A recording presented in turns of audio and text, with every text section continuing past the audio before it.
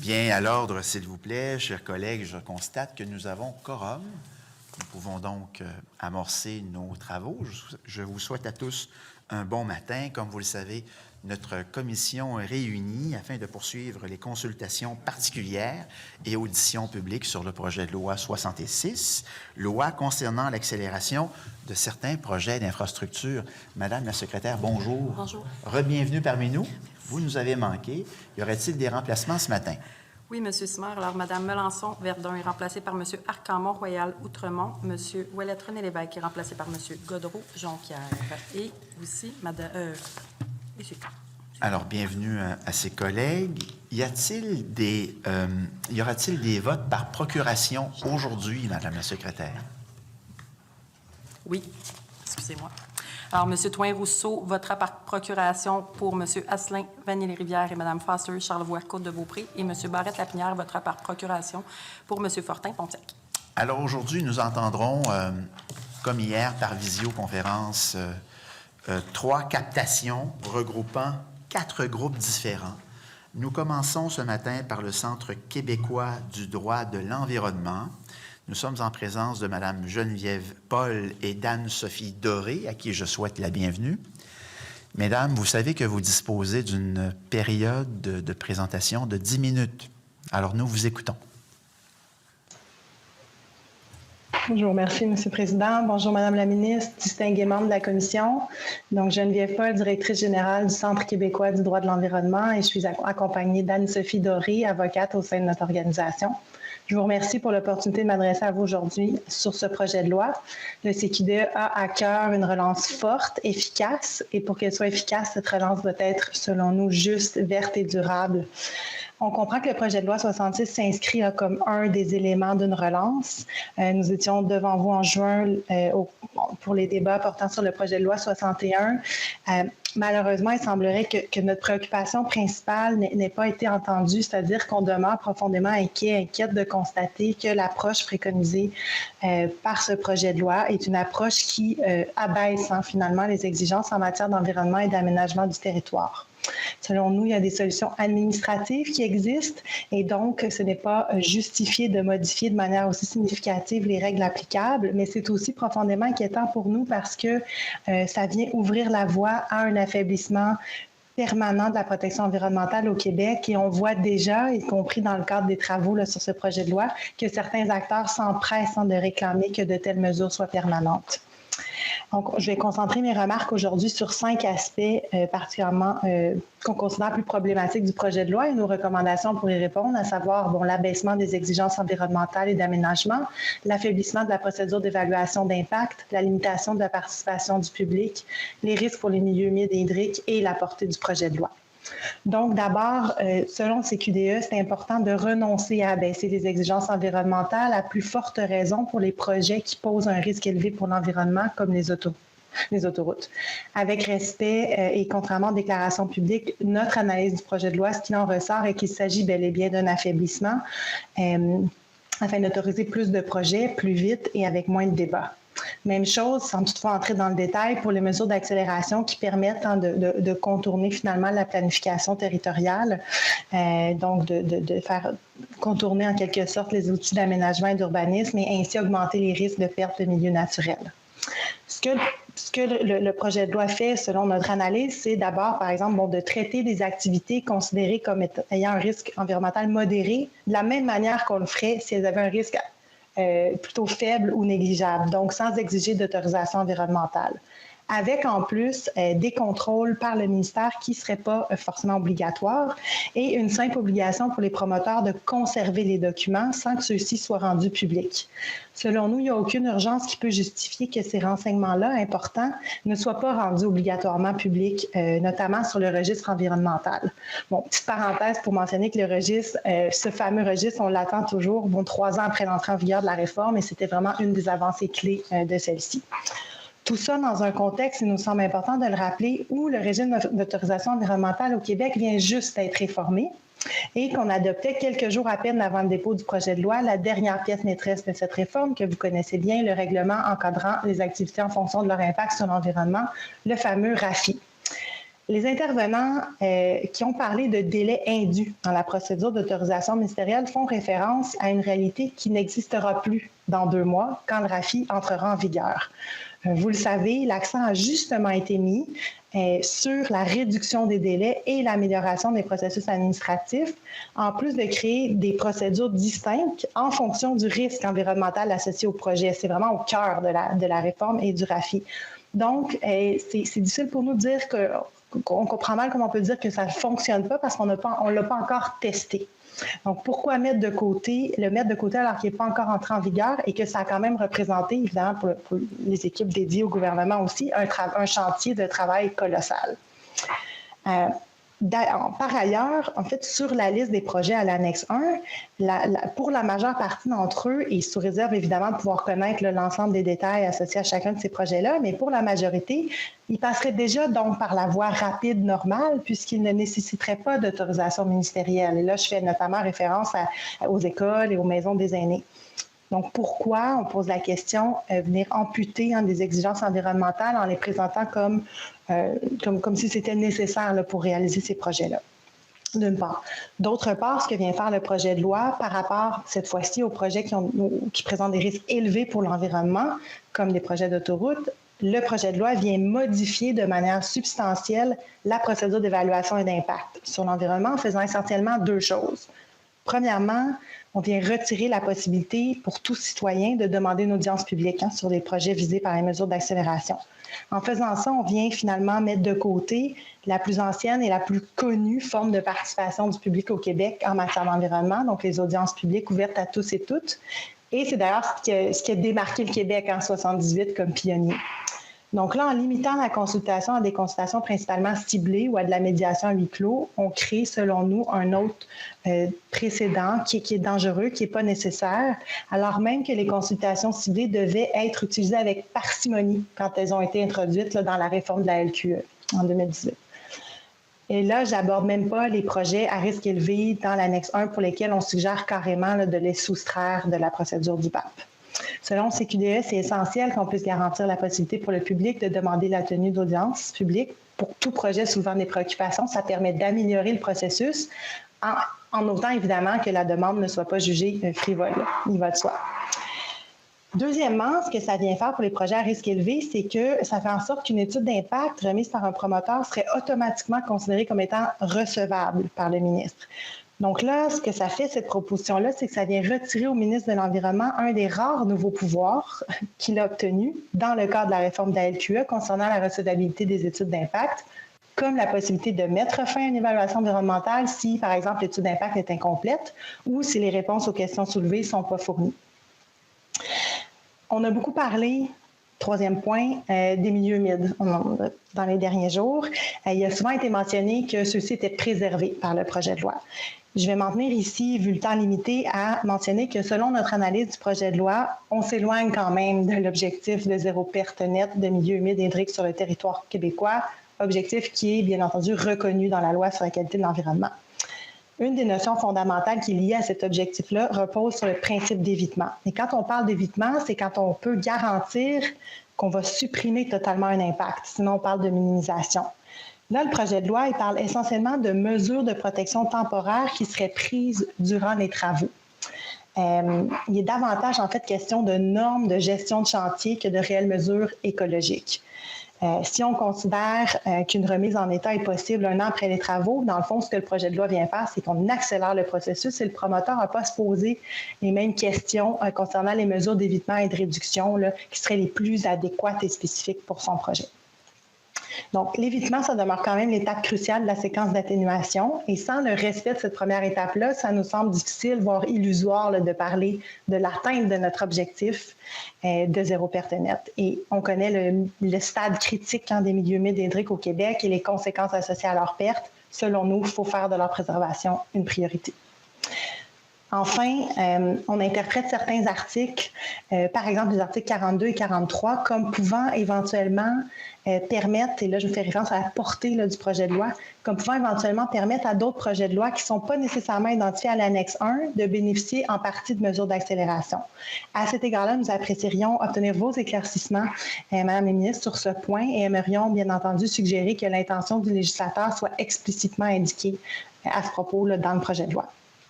Je pense qu'il ressort là, donc clairement de ces points-là que selon le CQDE, il serait injustifié et irresponsable en fait à ce stade-ci, vu les enjeux environnementaux que l'on fait face, de fragiliser le système d'autorisation environnementale dans son entièreté afin de faire bénéficier certains projets d'infrastructure de mesures d'accélération. On propose plutôt de créer une équipe dédiée qui serait chargée de l'analyse d'un côté exclusif des autorisations de projets visés à l'annexe 1 avec des analystes régionaux pour l'analyse des demandes d'autorisation ministérielle et des analystes chargés d'évaluation environnementale. Une manière d'accélérer les choses sans compromettre la protection de l'environnement. Si on exprime aujourd'hui ces profondes préoccupations, ça fait aussi suite à plusieurs décisions prises par le gouvernement au cours des derniers mois qui font en sorte qu'on se retrouve avec un cocktail qu'on juge, nous, particulièrement préoccupant pour l'environnement. Un RAFI, d'un côté, insuffisant quand même, il faut le noter, qui ferme les yeux sur les impacts climatiques et cumulatifs, et qu'on met de côté à peine adopté, une loi sur la gouvernance climatique qui n'inclut pas plusieurs éléments fondamentaux qui auraient pu en faire un outil législatif majeur clé pour s'attaquer au bouleversement climatique, le projet de loi 61 et maintenant le projet de loi 66 qui nous engage sur une pente glissante. Donc, avec respect, on propose de ne pas affaiblir les exigences environnementales parce qu'à vouloir faire ça pour relancer l'économie à court terme, le Québec s'expose à des coûts humains et économiques à long terme. Évidemment, une perte de services écologiques rendus par la nature, des impacts sur notre santé, à tous les Québécois, Québécoises, et une plus faible résilience au changement climatique. Nous sommes nombreux à vous inviter à saisir cette opportunité pour miser sur une relance verte, inclusive et durable, et on serait nombreux à vous soutenir si vous privilégiez cette approche. Merci à vous, Madame Paul. Je cède maintenant la parole à Madame la ministre. Vous disposez d'une période de 15 minutes. Merci, Monsieur le Président. Merci, Madame Paul, pour votre présentation. Très bien. J'aime aussi le ton de la conversation parce que je pense que c'est important d'avoir un ton qui nous permet d'échanger. Donc, j'apprécie beaucoup l'angle que vous prenez dans votre présentation. Puis, je tiens à le souligner. Je pense que c'est important. Ceci étant dit, je vais quand même vous dire que je ne pars pas du même postulat de départ que vous. Puis, je ne vous étonnerai pas de dire que je ne suis pas en accord avec vos conclusions. Je vais quand même me permettre de dire à voix haute que je suis d'accord avec vos objectifs, par contre. C'est-à-dire qu'on partage les mêmes objectifs de ne pas atteindre la qualité de l'environnement. Je ne rentrerai pas dans les détails de normes, mais vous comprenez ce que je veux dire. D'être capable de faire du développement économique et particulièrement une relance dans un temps qui est extrêmement particulier. Je vous dirais qu'on n'aurait probablement pas cette conversation-là et je ne serais pas assis à cette table si on n'était pas dans un temps extrêmement particulier. Donc, je comprends votre préoccupation du précédent, mais j'ose espérer qu'on ne revivra pas une telle pandémie à court terme. Je lance ça dans l'univers, là, mais vous comprenez qu'on n'est quand même pas dans une situation où on est en une récession autre, etc. Il y a quand même quelque chose de mondial qui se fait. Donc, je me permets de calculer, de qualifier ces temps-là de temps extraordinaires. Et en souhaitant naturellement que ça ne se reproduise jamais. Donc, je pense qu'il faut quand même cibler la conversation dans ce contexte-là, mais je partage vos préoccupations environnementales. Donc, il faut que je vous le sachiez. Donc, mon objectif n'est pas de bafouer l'environnement, mon objectif n'est pas d'abaisser les normes, mais oui, mon objectif avoué est d'accélérer des projets d'infrastructure pour relancer une économie. Encore une fois, le projet 66 est une des pièces du casse-tête que nous devons monter là, pour aider la société en matière économique. Donc, ceci étant dit, je veux que ce soit très clair. Maintenant, je ne partage pas votre lecture du projet de loi à l'effet qu'on abaisse les normes. J'ose espérer qu'on est capable de trouver des solutions. Oui, il y a le RAFI, effectivement. C'est une belle avancée, je pense. Il n'est pas exclu. Il fait partie d'un portrait général. Il y a ce qui est cher à mon collègue d'en face. Je dis en face parce qu'il est présentement assis en face de moi, le député Lapinière. Tout ce qu'on peut travailler au niveau purement administratif et au niveau des effectifs. D'ailleurs, je dois dire que dans les dernières années, dans les 2 premières années de notre arrivée au pouvoir, on a rattrapé les coupures d'effectifs qui avaient été faites précédemment. Donc, on doit continuer à le faire. Moi, je suis quand même députée d'une circonscription avec plusieurs maires et 2 MRC. Je sais que l'accompagnement environnemental est crucial sur le terrain. Donc, et c'est une des solutions. Vous avez tout à fait raison. Et c'est une conversation qu'il faut continuer d'avoir avec mon collègue, effectivement. Mais je pense qu'on est capable, dans le contexte d'une situation extraordinaire, tout en maintenant les objectifs de qualité d'environnement, réfléchir en dehors de la boîte. Et je ne suis pas capable de concevoir qu'on ne peut pas trouver des façons d'accélérer certains processus sans abaisser les normes et le contrôle de la qualité. Je pense qu'il est bon d'entrée de jeu, puis je n'ai pas l'intention de faire un monologue de 15 minutes, là, mais je pense que c'est bon que je place un peu ma pensée, la pensée du gouvernement dans ce dossier-là. Pour moi, là, les milieux hydriques, milieux humides, c'est zéro pertinent. On est dans la même philosophie. Oui, il y a une portion de certains projets qui pourraient bénéficier de ce qu'on appelait la déclaration de projet plutôt que l'autorisation ministérielle. Mais on est dans le type de projet où on n'atteint pas un milieu humide de façon permanente et on se doit de le restituer, de le refaire. Et le suivi est là. Le ministre conserve tous ses pouvoirs. Les sanctions et les pénalités sont présentes. Les obligations de restituer ou de restaurer, c'est peut-être pas les bons termes. Là. Je ne vais pas entrer dans un débat de termes, mais vous comprenez ce que je veux dire. Les obligations de remettre en état, si on ne peut pas éviter, parce que l'obligation d'éviter demeure. Mais dans le cas où on ne peut pas éviter, l'obligation de remettre en état demeure la même. Donc, pour moi, c'est important de le mentionner. Maintenant, je suis comme vous d'avis qu'il faut avoir une liste fermée. Je veux vous rassurer, je vais regarder l'article que vous mentionnez parce que je ne veux pas partir dans un débat juridique là, mais je vais vous rassurer que si l'effet de l'article que vous venez de nous mentionner donne apparence d'ouverture pour ajouter des projets après l'adoption du projet de loi, c'est pas l'objectif. Donc, on va en regarder la rédaction pour être sûr qu'on n'a pas cet effet-là. Donc, je pense répondre à une de vos préoccupations. C'est important pour moi que la liste soit fermée. Vous avez raison, ce n'est pas tous les projets qui ont besoin de ce projet de loi en matière environnementale. Il y a 50 projets routiers. Là-dessus, il y en a peut-être 10 qui sont des projets de capacité de réseau routier. Il y a aussi seulement 2 projets nommés dans le projet de loi. Il n'y a pas intention de dispenser du BAP, je vais le dire de cette façon-là, d'autres projets que la 117 et la 30 qui font l'objet d'un article précis et particulier dans le projet de loi. Donc, ça aussi, c'est clair. Maintenant, les groupes environnementaux, j'imagine que vous en faisiez partie, vous m'excuserez si je ne suis pas capable de distinguer là, dans ma mémoire chacun, mais demandez plus de reddition de comptes.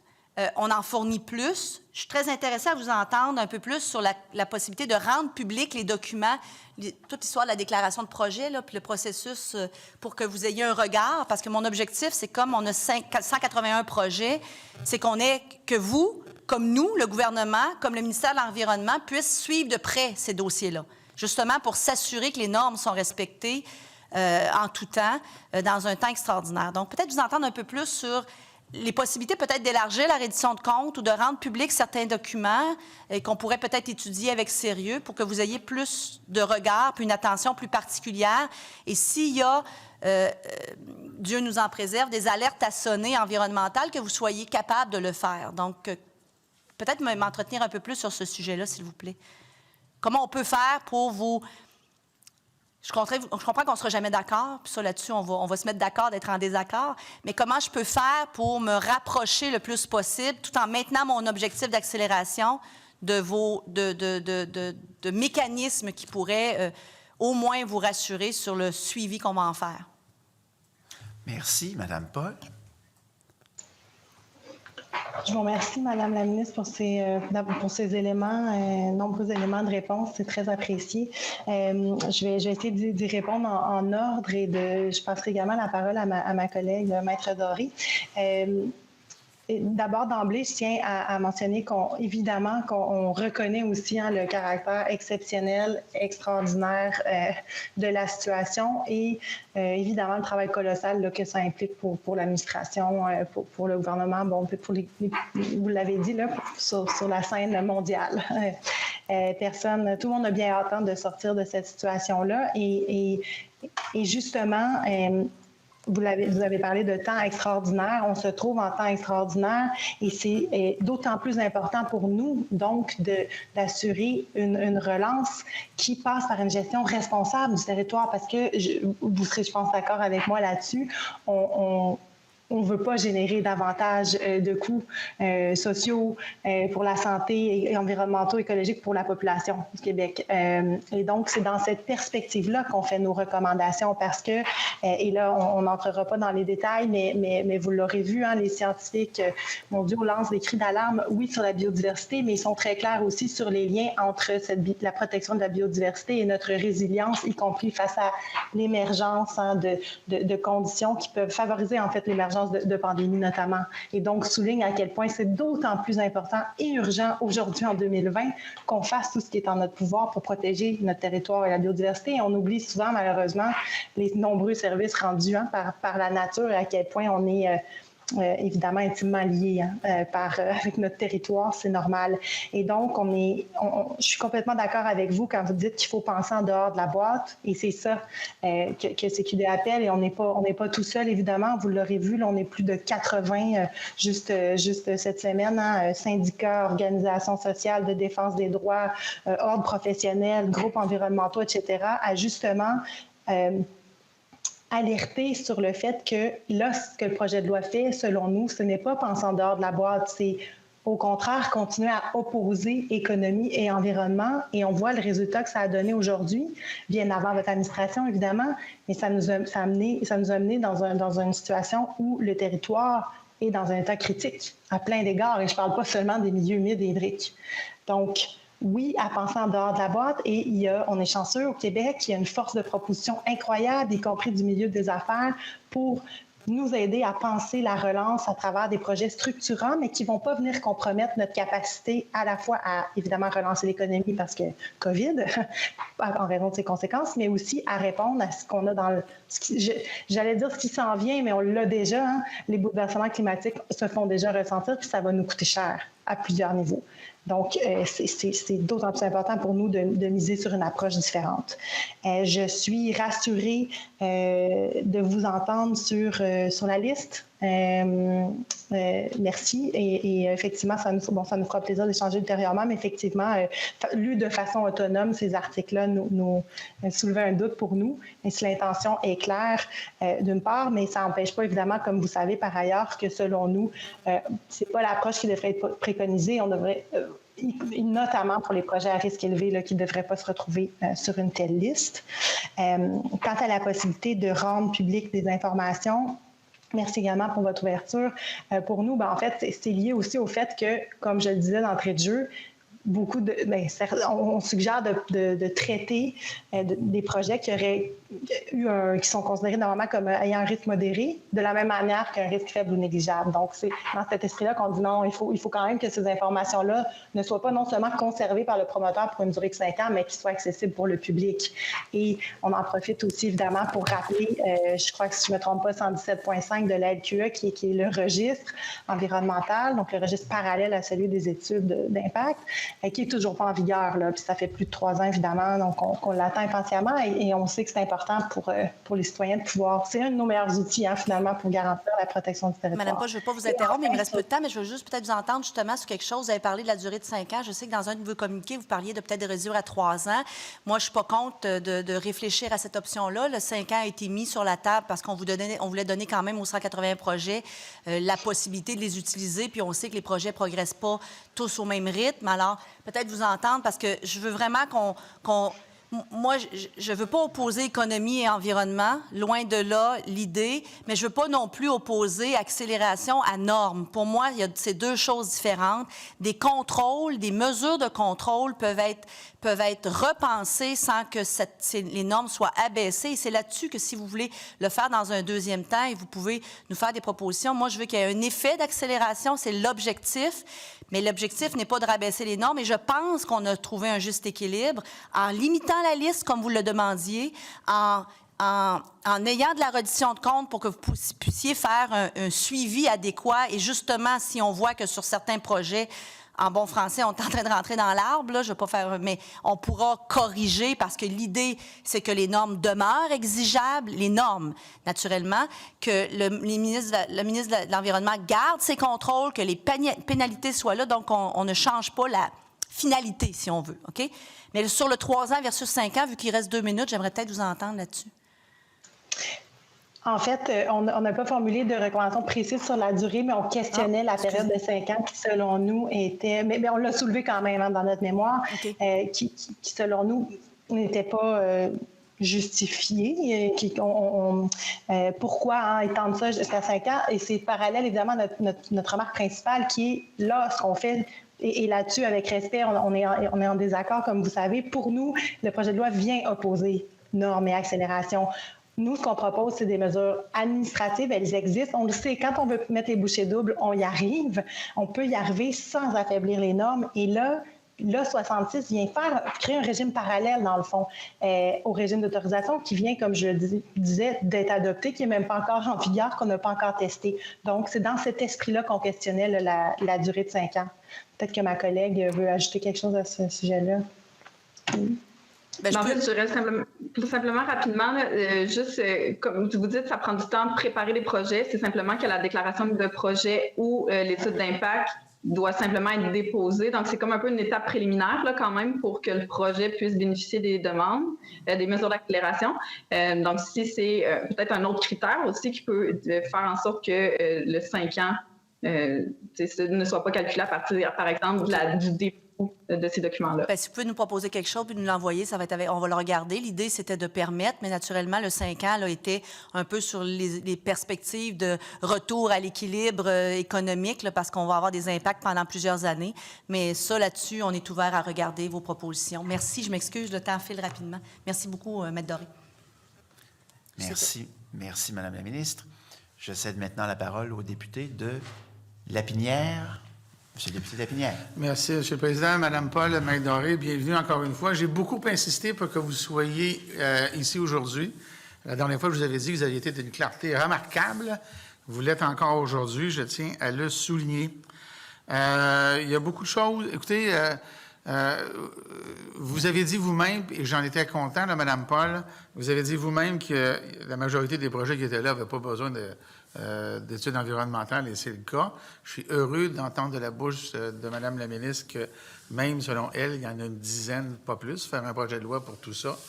On pourrait dire tout ça pour ça, mais c'est une autre chose. Vous avez parlé de 42 et 43. Vous comprendrez que moi aussi, j'ai pris ça en note. Pouvez-vous nous donner des exemples plus concrets? Bien, des exemples concrets, c'est difficile, là, mais aller un peu plus dans le détail sur ce que vous voyez comme possibilité que ce que l'on fait aujourd'hui viendrait pouvoir être appliqué ailleurs, comme vous l'avez dit. Puis je vais vous dire précisément pourquoi je pose cette question-là. À lire ce qui a été retenu dans les médias de la journée d'hier, ça tombe bien, c'est ce que j'ai retenu moi-même. Moi, à la fin de la journée, là, j'ai dit la chose suivante en coulisses, je vais le dire publiquement.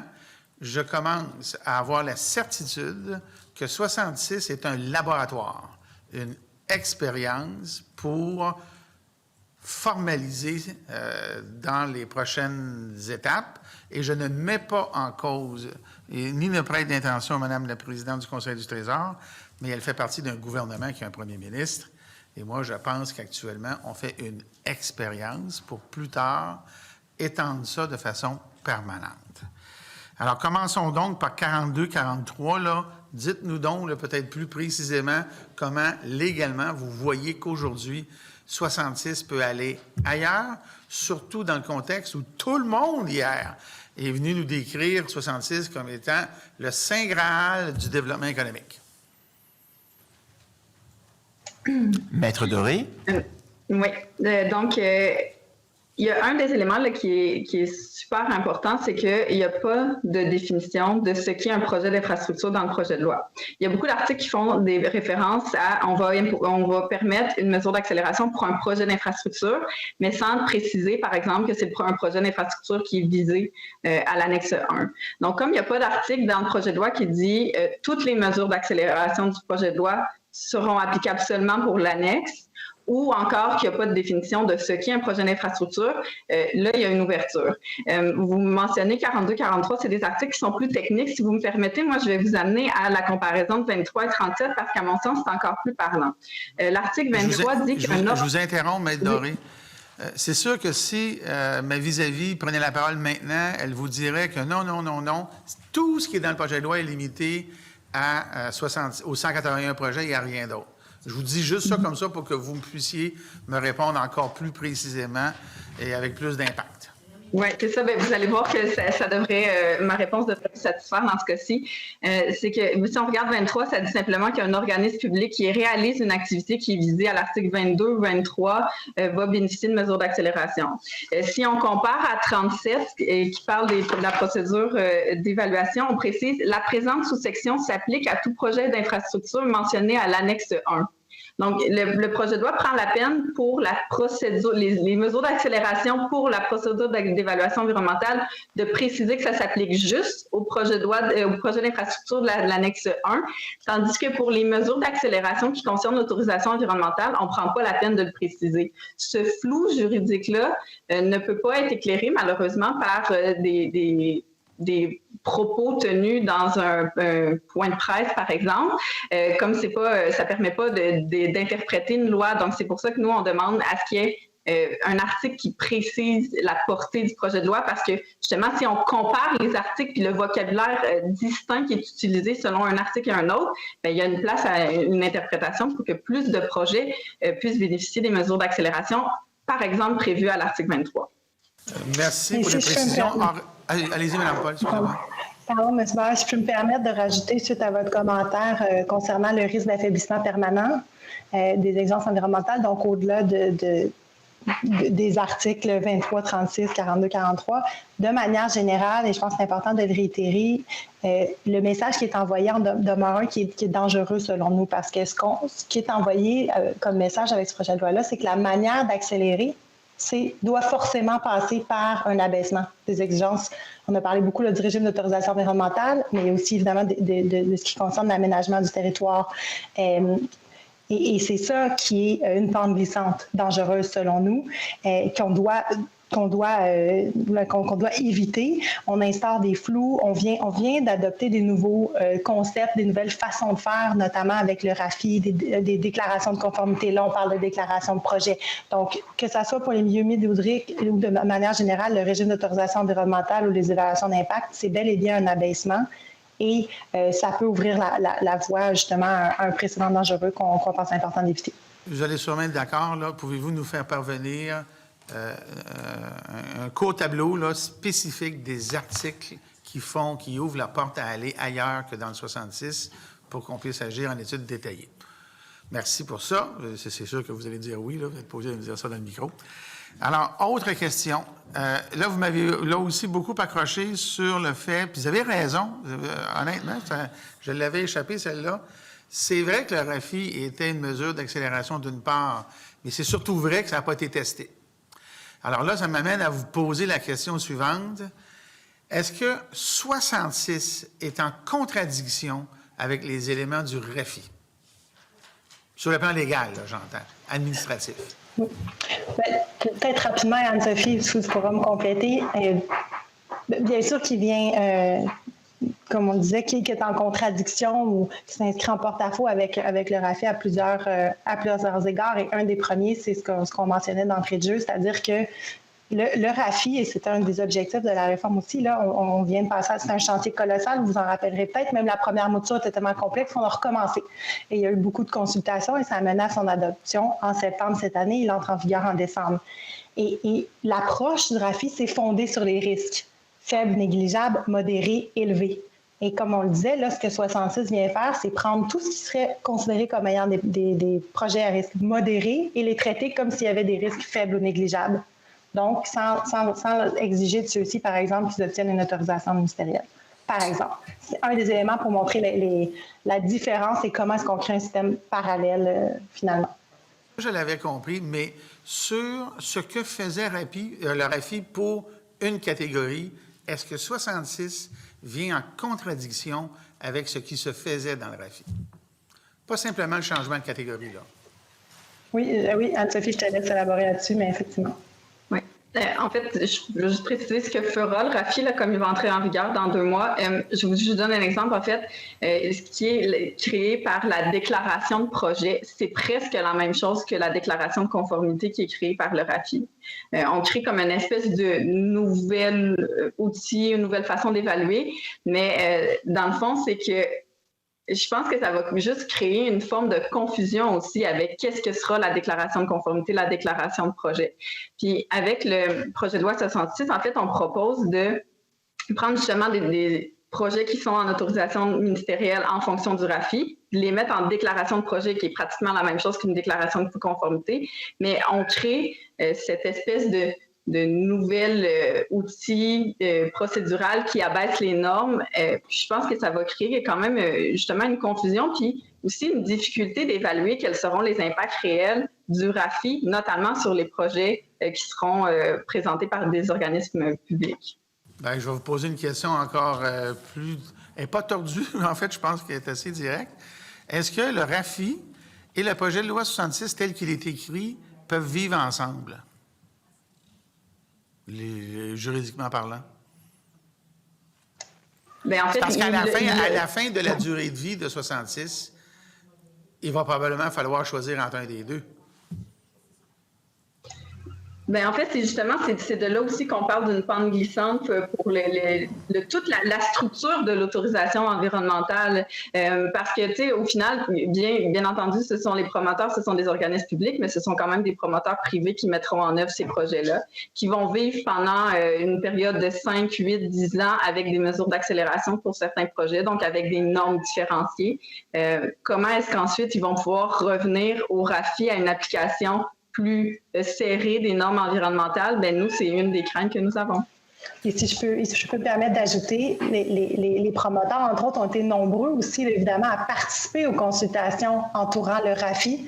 Ils ont participé de manière substantielle au RAFI. Donc, il y a déjà eu beaucoup, disons, de mesures qui ont été prises pour accélérer les délais, optimiser les processus. Donc, même d'un point de vue, disons, de protection environnementale, nous, au CQDE, on n'est pas satisfait avec le RAFI. Merci, Mme Paul. Donc, merci. Merci à vous. Vous avez la gentillesse de me laisser vous remercier pour votre prestation. Merci beaucoup. Alors, la parole appartient maintenant au député de Rosemont. Merci, M. le Président. Maître Doré, bienvenue. Encore une fois, explication claire et nette. C'est utile à nos travaux. Le député de Lapinière parlait tout à l'heure d'un laboratoire. On a chacun nos images. Moi, plus on étudie ce projet de loi-là, plus il me semble prendre la forme d'un cheval de Troie, qui, comme chacun sait, est une bonne vieille ruse mythique pour entrer en grande pompe avec d'autres intentions. Vous dites notamment que, et là, il y a un dialogue de sourds entre la présidente du Conseil du Trésor et certains groupes, dont le vôtre. Je pense que le dialogue de sourds est ici aussi entre la ministre et moi. Vous dites que, dans les faits, 66 abaisse les normes environnementales. La ministre dit non. Pouvez-vous, ne serait-ce que pour essayer de briser ce dialogue de sourds, nous redire là, précisément, comme vous en êtes capable, en quoi est-ce que ça abaisse les normes environnementales?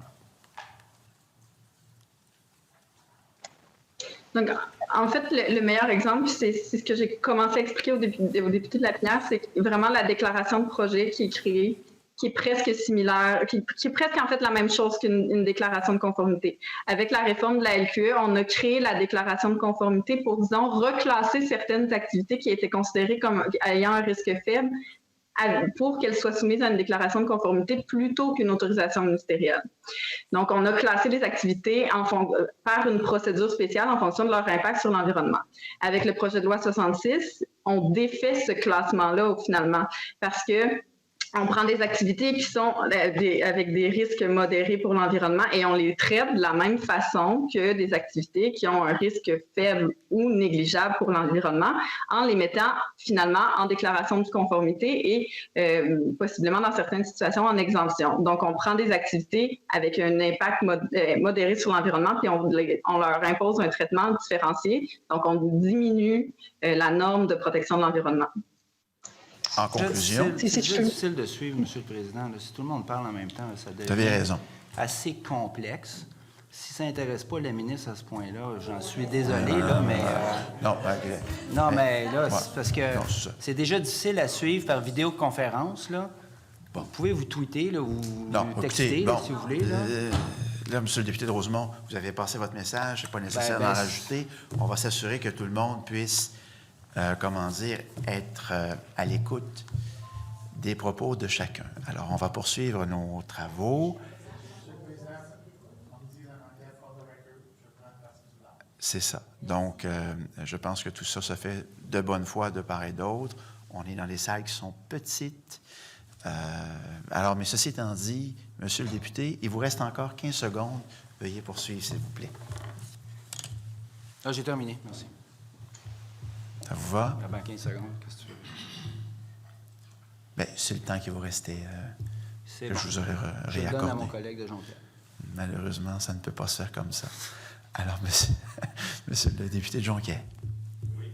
Merci beaucoup. Encore une fois, je veux saluer, féliciter le CQDE pour son travail exemplaire. Il y a beaucoup de choses qui ont été dites. Je veux résumer en disant que, dans le fond, on n'a pas besoin du projet de loi 66 dans la mesure où le RAFI sera mis en vigueur, entrera en vigueur dans quelques semaines. Il faut lui laisser le temps de s'appliquer. Le but du RAFI, c'est justement de réduire les délais qui était l'objectif de la loi 102 et qui n'a pas été mis encore en application. Donc, laissons le temps au RAFI de s'appliquer. Je veux revenir, moi, sur la question des milieux humides et hydriques.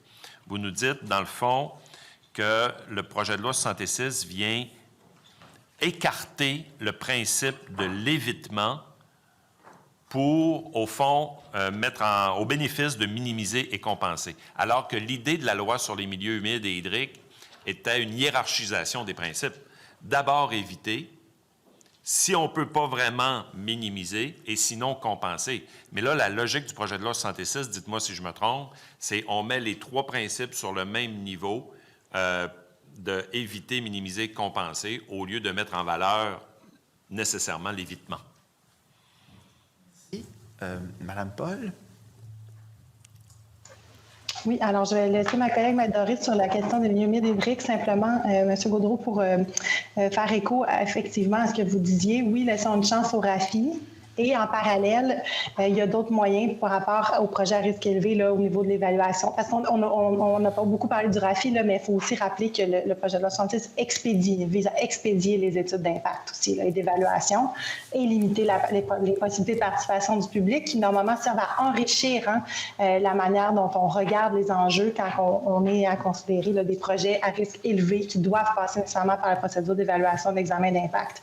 Donc, il y a, selon nous, définitivement des façons administratives d'accélérer ça sans compromettre le processus existant d'évaluation d'impact. Et sur le milieu humide et hydrique, je passe la parole à Marie-Doris. En conclusion, s'il vous plaît. Oui, en fait, je dirais simplement que la meilleure illustration, c'est, si vous lisez l'annexe 2, on parle de mesures d'évitement, sauf que l'article, tout l'annexe, en fait, ne parle pas d'évitement, donc d'éviter la destruction de milieux humides et hydriques, mais il parle d'éviter d'émettre des contaminants dans les milieux humides, de minimiser l'émission de ces contaminants-là dans les milieux humides et hydriques. Mais ce n'est pas ça, la description de l'évitement de perte de milieux humides. D'accord. Merci, Maître Doré. Nous allons poursuivre avec le député de Chaumédé. Vous disposez de 2 minutes, chers collègues. Merci, Mme Paul. Merci, Maître Doré. Ça a le mérite, votre présentation, d'être claire et on n'a pas tous les mêmes connaissances en environnement que mon collègue de Jonquière, qui est un expert dans ce domaine-là. Pour le commun des mortels ou pour le citoyen qui nous regarde ou qui vous entend aujourd'hui, je pense que c'est une sonnette d'alarme qui est très importante. Pourquoi réinventer la roue? Pourquoi pas mettre en vigueur ou attendre la mise en vigueur de ce qui a déjà été voté, ce qui a déjà été sanctionné par l'Assemblée nationale et qui va nous aider?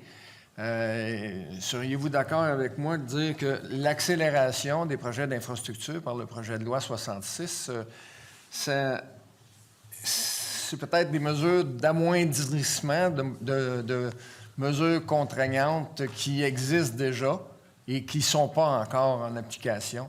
Et on dilue un peu le projet. Je ne sais pas si vous le voyez de la même façon que mes yeux de citoyen, mais vous avez une expertise beaucoup plus fine que celle que certains de nous autres pouvons avoir à l'entour de la table, mais combien importante pour la suite de nos travaux.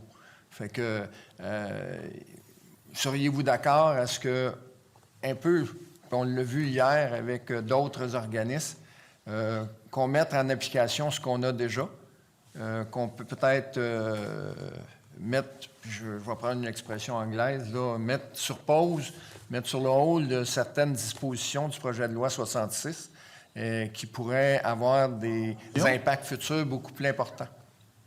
Alors, succinctement, Maître Doré? Oui. Ah, ou Mme Paul. En fait, ce qui est particulier, disons, dans le timing du projet de loi, c'est qu'on est à l'aboutissement de la réforme de la LQE. Donc, on n'a pas vu les effets de la réforme. Puis, contrairement à, par exemple, la loi sur l'expropriation, qui est une loi qui n'a pas été réformée depuis un moment, la LQE vient tout juste d'être réformée.